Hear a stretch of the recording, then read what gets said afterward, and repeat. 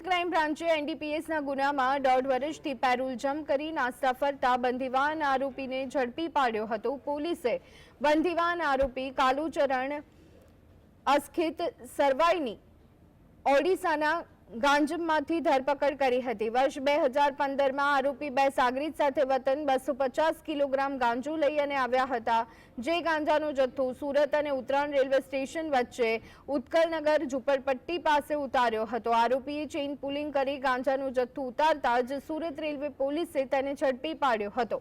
Surat railway પોલીસે આરોપીઓ વિરુદ્ધ એનડીપીએસ એક્ટની કલમ હેઠળ ગુનો દાખલ કરી તપાસ હાથ ધરી હતી। વર્ષ 2023માં આરોપીને કોર્ટે 15 વર્ષની સજા સંભળાવી હતી। આરોપી બંદીવાન 15 દિવસના પેરોલ સજા પર બહાર આવ્યો હતો, પરંતુ મુદત પૂરી થયા બાદ પણ તે જેલમાં હાજર ન થતા ફરાર થઈ ગયો હતો।